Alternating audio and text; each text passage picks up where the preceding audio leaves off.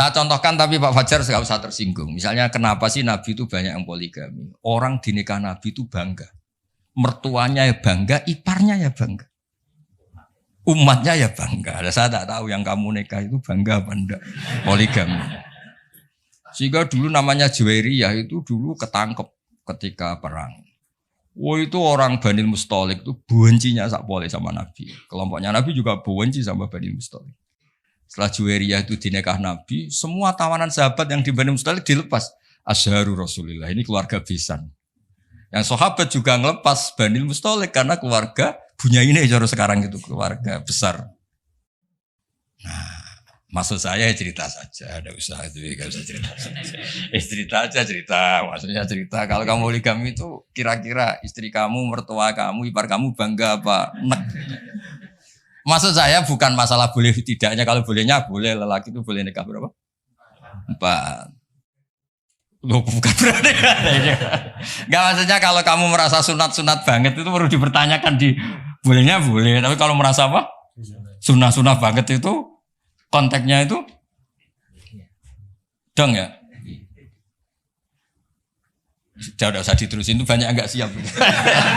Inginnya yang di belakang tuh kalau boleh boleh aja, Gus, enggak usah catatan-catatan kan gitu.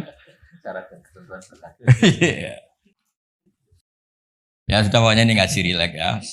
Sekarang ini masih ada waktu 30 menit. Sekarang tentang mukjizat, karena ini yang paling panjang itu tentang apa? Mukjizat.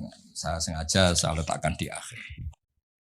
Saya baca takbir orisinilnya dari hadis Rasulullah SAW di Shahihul Bukhari. Ya, saya ulang lagi di kitab Shahihul Bukhari. Nah, di kitab Shahihul Bukhari nomor hadisnya itu 4981. Kamu sudah hafal berapa? Ya, nomor hadis berapa? 4981. Di antara kebanggaan Rasulullah SAW itu beliau ngendikan, tidak ada nabi kecuali dikasih ayat atau mukjizat yang spektakuler. Kayak Nabi Musa kan bisa kayak simsalabim, mukul belah laut terus kering.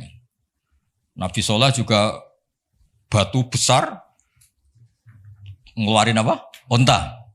Ngeluarin onta, keren. Onta kok keluar dari batu besar. Ajaib lah.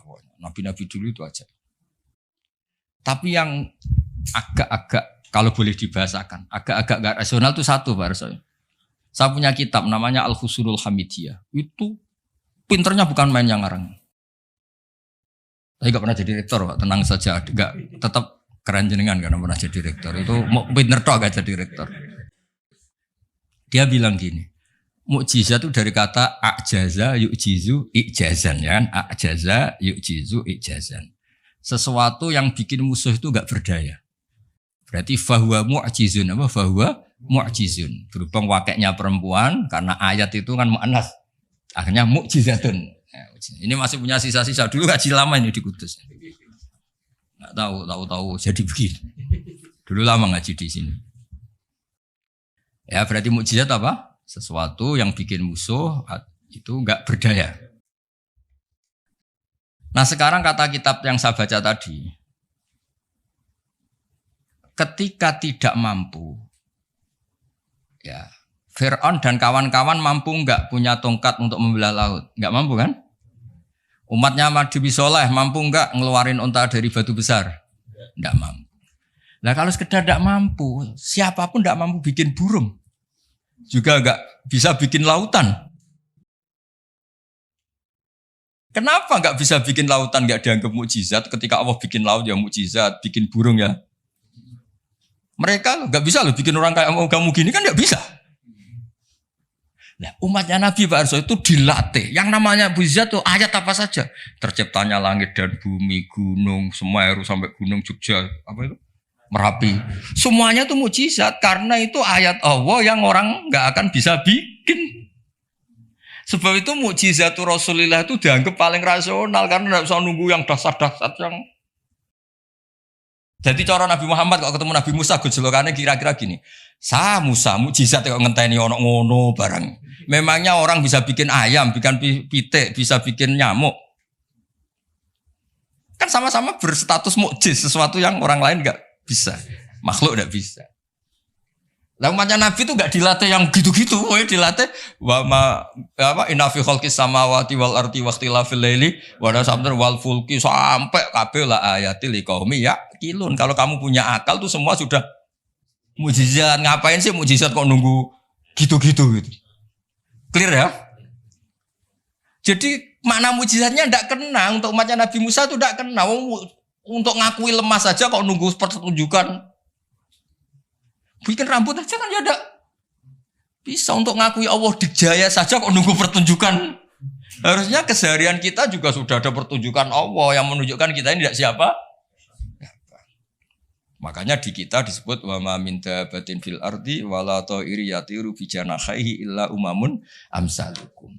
Inna fi khalqis samawati wal ardi satrusnya la ayatil liqaumi yaqilun. Enggak usah. Wa min ayatihil lailu wan naharu wasyamsu wal qamar, semuanya itu sudah mukjizat, enggak usah nunggu. Nah, ini saya baca ya. Ngaji ini kondang. Saya baru ini ngaji seterhormat ini, didampingi rektor sama sekretaris pembina badan wakaf. Kayaknya nanti kalau Mungkar Nakir ketemu saya, wah ini kayak hebat. Kenapa? Ngaji aja ditunggu rektor terus. Rektor. Tapi tadi pas beliau nunggu saya, Pak Arso makom saya sudah yang kelima tadi. Tidak boleh hadir selain Allah. Jadi ya sudah. Akhirnya saya bilang, ini Allah sendiri yang mendatangkan, ini Allah sendiri. Sudah gak penting semua. Wah, kalau pakai makom kelima saya tidak terima kasih karena menolak kehadiran selain Allah tadi. Makomnya sudah kulillah, jumadarhum fi khodihim. Kalau kamu masih butuh Pak Rektor, nak mau sampai diangkat jadi dosen. Pak Fajar juga sudah butuh, dulu dosen gak tetap, gara-gara kroninan terus jadi dosen tetap. Gak apa-apa, ini cerita guyon aja, tapi agak bener. Loh, kamu masih butuh kan? Kamu butuh kenal rektor butuh gak? Oh butuh sekali kan? Badan wakaf butuh sekali, gak ngucur dananya bisa ditarik. Tadi Jogja sini bisa ditarik. Kalau makom saya tadi yang kelima tadi menolak hadirnya selain Allah. Itu makom musyahadah. Tapi saya enggak usah tetap syariat, maturnuun. Saya baca ya. Kata Nabi, sabda Nabi, ma minal anbiya'i nabiyyun illa u'tiya minal ayat ma misluhu amana alil bashar. Ini di hadis Bukhari. Ikutnya juz 4. Wa inna ma kana alladhi utitu wahyan awhahu wa ilayya fa arju an akuna aktsarahum tabi'an yaumal qiyamah. Semua nabi itu punya mukjizat yang dahsyat.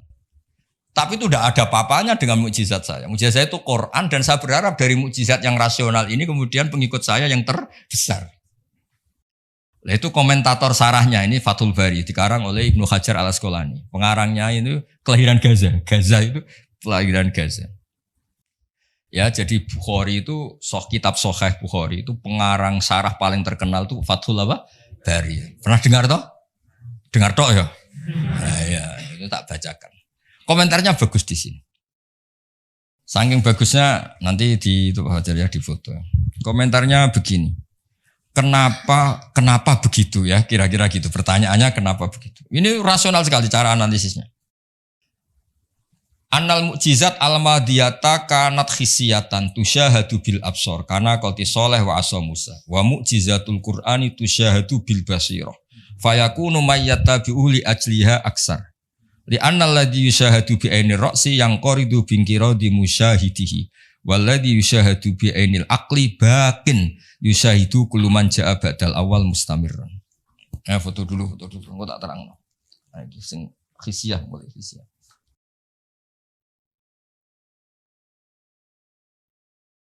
Yang mulai ini annal mukjizat al-madiyah kana khisiyatan.